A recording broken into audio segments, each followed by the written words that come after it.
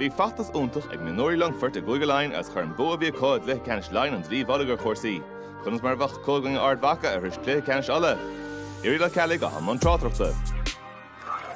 Íireachtaí ó chuire agus ó bhlá clia sa chiad cléthe dal fórí más rud ag thógad ar taobh lucht.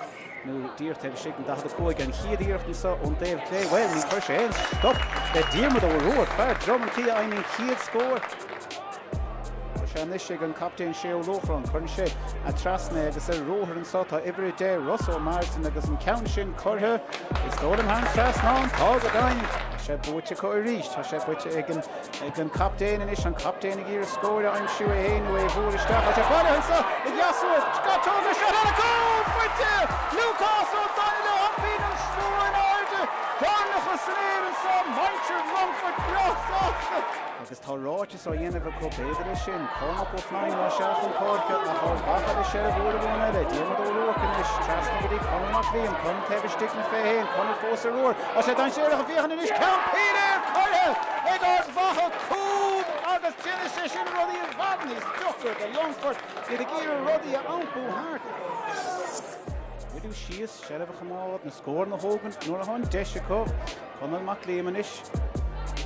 Longfort is genta ach a ríis caite agus mac a tíon isú. Íireach déasca cheapá.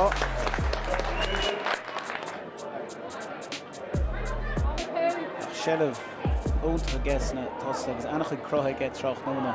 Go pointe eile fuit an son chun mai pointe chuir an na fórna tá go dain an dahad a cóig eile tá fir bhreise có chomá ceanna có ná seo amach an chuile. Haig seán stoppa, lai sé sír, ha seansan is go bhfuil óchrán agus an dara fuite ag captain ó bhacha troch núna in jo.